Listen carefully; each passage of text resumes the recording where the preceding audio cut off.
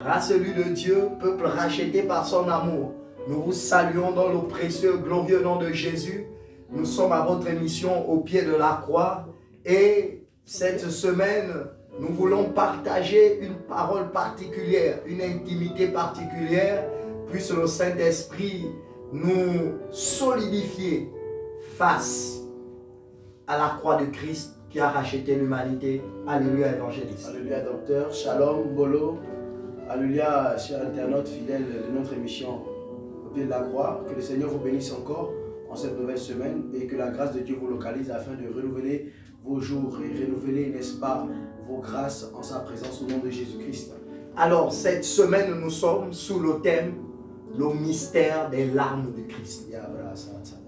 Le mystère des larmes du Christ. Jean chapitre 11, verset 35. Le verset le plus court de la Bible. Il est écrit, Jésus pleura. Jésus pleura. Le verset 35 de Jean chapitre 11. Bien-aimés, la circonstance dans laquelle le Christ se surprend de voir Jésus pleurer. Le Christ se surprend de voir Jésus pleurer parce que le texte dit Jésus pleura. Ceux qui n'étaient pas attachés aux choses d'en haut ont dit, voyez comment il aimait. C'est pourquoi il pleurait. Abomination. Or, la Bible me réclame dans le livre de Jean, le chapitre 10, le chapitre avant celui-ci, il dit qu'il n'y a pas plus grand amour que de donner sa vie pour ceux que l'on aime. L'amour de Christ ne l'emmène pas à pleurer, jamais.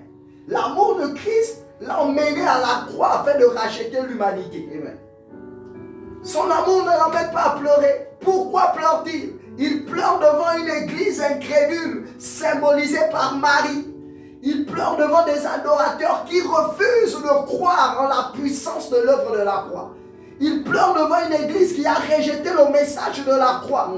Il pleure devant des adorateurs qui deviennent des teintés spirituels. Oh my God. Parce qu'ils n'ont pas saisi le message de la croix. Évangéliste, il faut que les larmes cessent. Amen. Docteur, frère, dans le sang, Jésus pleura, n'est-ce pas l'illustration, n'est-ce pas, d'une puissance, d'une considération, mais aussi d'une déception qui puis régner dans la vie d'un père, dans la vie d'une mère, qui après avoir déboursé de l'argent durant toute une année scolaire, dans un établissement aussi cher que cela puisse paraître, mais qu'à la fin, n'est-ce pas, de cette scolarité, son enfant se trouve échoué. Pas seulement échoué, mais avec une moyenne minable. My God, Jésus-Christ. Il y a une particularité que j'aimerais tirer ce soir. Ce matin, tout dépend de l'heure à laquelle tu nous reçois. C'est que Jésus pleure. Mais pourquoi il pleure? J'aimerais t'annoncer ceci. La particularité qu'avait la personne de Jean est que Jean savait que Jésus l'aimait. Or, les autres disciples, tels que Pierre, tels que André, ne savaient pas, n'avaient pas la considération que Christ avait pour eux. Ce qui fait en sorte que à chaque fois qu'ils étaient rassemblés, Jean avait toujours le réflexe de se poser sur la tête de Jésus-Christ. De poser sa tête sur le corps de Jésus. Parce qu'il savait qu'il ne devait jamais être repoussé. Oh my God. Et il croyait tellement à cet homme que peu importe ce qui lui arrivait, il était rattaché à l'amour que Jésus portait pour lui. Ce que n'avaient pas les apôtres. Frère dans le sang, les larmes de Jésus ne sont pas le fait qu'il aimait Jean. Non, les larmes de Jésus sont le fait qu'il a mis de l'énergie sur ses apôtres. Il a mis de l'énergie sur ses disciples et qu'à la fin, il n'arrive pas à comprendre ses paroles. Il appelle Marthe, il appelle Marie. Que t'avais-je dit par rapport à cela? Et eux de dire que tu es la résurrection à la vie. Tu as dit qu'il ressuscitera le dernier jour. Mais c'est pas ce que je t'ai dit. Non, non, non. Comment tu ne peux pas comprendre le cours que je t'ai donné? Comment tu ne comprends pas ces années de formation? Comment tu ne comprends pas cet établissement avec des professeurs de classe? Frère dans le sang, les larmes de Jésus doivent cesser. Jésus ne doit plus jamais pleurer. Il dit, regardez comment il aimait. Quelle abomination! Ce n'est pas de l'amour vers Lazare, non. C'était l'amour de son enseignement. C'était l'amour, n'est-ce pas, de l'ouverture des yeux qu'il avait donné à ses disciples. Frère, Sèche les larmes de Jésus ce soir. Je t'invite à sécher les larmes de Jésus. Il t'aime plus que tout. Et parce qu'il t'aime, tu dois retenir sa parole. Il dit, si vous m'aimez, gardez ma parole. Gardez mes commandements. Docteur. Je le disais tout à l'heure, évangéliste, les larmes de Jésus sont une image, un symbole d'une église honteuse. D'une église de désolation. Une église qui n'est pas bâtie sur la pierre angulaire, qui est la personne de Christ. Luc, le chapitre 10, les versets 38 et 39, on nous dit que Jésus est allé dans la maison de son ami Lazare et là, il trouve Marthe, il trouve Marie. La Bible nous dit qu'il y avait Marthe qui était en train de s'atteler pour faire à manger parce que l'étranger est là, ce qui n'est pas mauvais. Mais on nous donne le caractère de l'église que Christ recherche. Une église qui est au pied de sa croix. Une église qui est au pied de son évangile. Une église qui est au pied de ses meurtrissures. Et là, on nous dit que Marie était au pied de Jésus. Symbole d'une église présente au pied de la croix. Mais sauf que j'ai un problème évangélique, c'est que cette église au pied de Jésus, mais c'est insuffisant. Il fallait être au pied de Christ.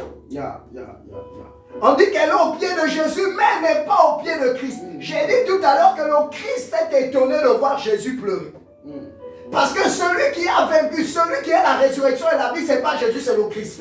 C'est le roi de Dieu. Parce que le roi de Dieu représente la particule divine. Or Dieu veut dire celui qui vit par lui-même. C'est ça l'alliance éternelle.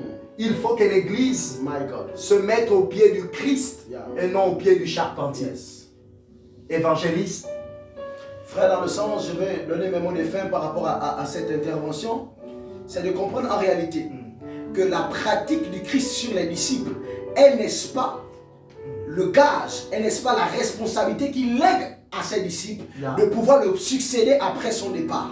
C'est pourquoi ces larmes peuvent couler. C'est pourquoi la personne de Jésus ne peut que parler. Mais en réalité, il dit, si moi, Jésus, vous n'arrivez pas à me contenir, à comprendre mes paroles, combien même le Christ qui descendra sur vous, cet esprit-là, cette force-là, pourrez-vous le contenir? Oh frère, dans le sang. Jésus-Christ, Jésus, le Christ ne doit plus pleurer. Jésus ne doit plus pleurer parce que le Christ doit entrer en toi. Et l'église dans laquelle tu te trouves doit normalement s'asseoir sur les larmes du Christ. Tu dois rentrer dans une adoration véritable. Tu dois rentrer, n'est-ce pas, dans une cellule, dans une formation, dans un élan favorable à la personne de Jésus, à cette formation, afin que le Christ règne véritablement et qu'il soit relevé parce qu'il croit, parce qu'il manifeste sa croix. Et il dit ceci: je sais que tu m'exauces toujours. Pourquoi? Parce que je suis lié à la parole, à l'enseignement, oh frère. Parce que tu as douté la personne de Jésus, les larmes de Jésus coulent. Je t'invite maintenant, en ce jour, assieds-toi sur les larmes de Jésus. Assieds-toi sur les larmes de Jésus, docteur. Que la paix du Christ soit avec vous. Restez au pied du Christ et non de Jésus. De peur que cette église ne soit trouvée incompatible devant la révélation du Christ.